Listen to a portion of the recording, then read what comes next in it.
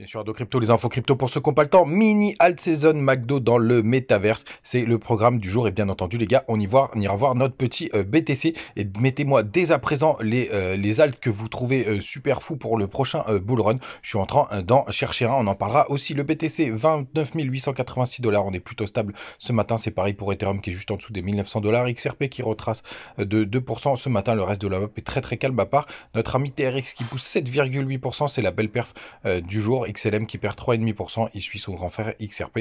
Allez, on attend qui prend un petit 2%, mais vraiment rien de très intéressant ce matin. Du côté de l'indicateur Altcoin Season ou Bitcoin Season, regardez, on a passé la petite pointe ici graphique qui détermine dans quelle zone on se trouve. Donc on est sorti de la zone Bitcoin Season. Je serais pas surpris qu'on fasse une mini alt season, les gars, puisque BTC est toujours dans son gros range. On n'a toujours pas cassé au sud, on n'a toujours pas cassé au nord. Regardez, même en daily maintenant, il devient complètement évident.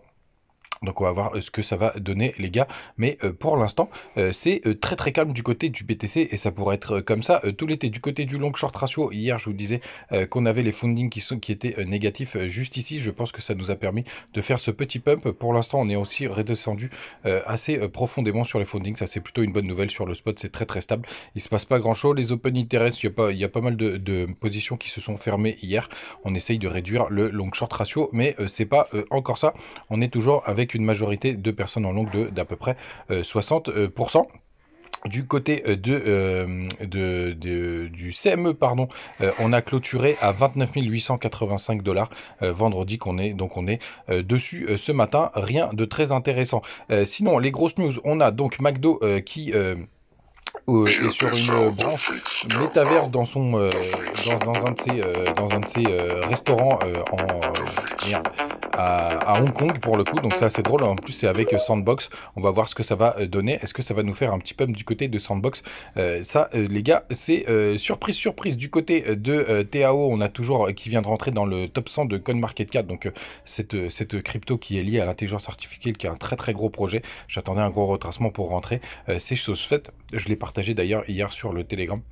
Ce qu'on m'a demandé mes points d'entrée, n'hésitez pas à nous rejoindre, on discute de pas mal de choses. Et sinon les gars, je suis encore en train de rechercher une nouvelle crypto là pour rentrer sur les différents projets. Alors comme d'habitude, je regarde le market cap pour savoir s'il y a des multiplicateurs intéressants, parce que quand ils sont déjà à 1 milliard, malheureusement, ça limite pas mal les choses. Je regarde aussi la tokenomics, donc ça veut dire que le nombre de tokens qui sont disponibles par rapport à toute la plus supply. Et pour le coup là il y en a 4 qui m'intéressent, des anciens projets comme GRT et VET.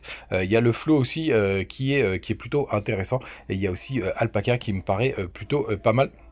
Alors pour faire ça, tout simplement vous allez du côté mince, je vais y arriver, soit du côté de Binance, ou alors du côté de BitGet. Et pour le coup, vous regardez déjà les performances du dernier bull run, les plus bas qui ont été touchés. Donc par exemple là sur GRT, il a quand même pas mal pumpé, il a retracé de plus de 50%, il a augmenté de plus de 100% par rapport à son bottom. Donc il y a un multiplicateur qui est assez intéressant aussi par rapport au top qu'il a atteint sur le bull run de 2021. On est monté à 2,88.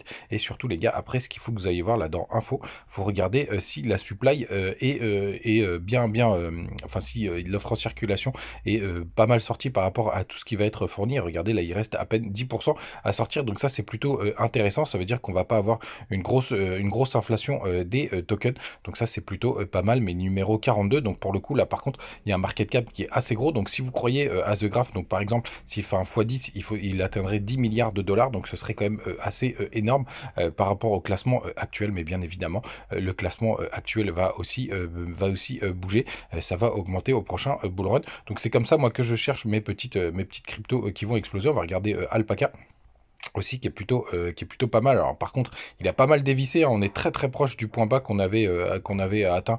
Ça devait être au mois de juin pour le coup. Donc il continue sa descente aux enfers.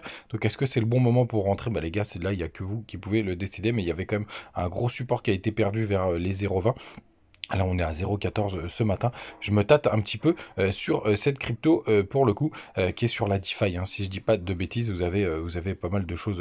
Donc c'est du is lending protocol on Binance Smart Chain pour le coup. Et regardez, là, la tokenomics, il doit rester à peu près 25% des tokens qui doivent être émis, puisqu'il y en a 151 millions sur 188. Par contre, c'est un tout petit market cap, hein, 22 millions. Même si on retraite, on va dire, de la total supply, on serait à 30 millions.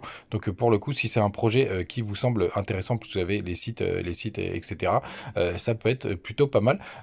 C'est potentiellement une qui m'intéresse, mais pour le coup, j'attends de voir en plus si on revient retester les supports, parce que là, pour l'instant, on est sur un couteau qui tombe. Les gars, vous savez tout. N'hésitez pas à mettre vos petites recommandations en commentaire. On se retrouve tous les matins. Codem, ciao.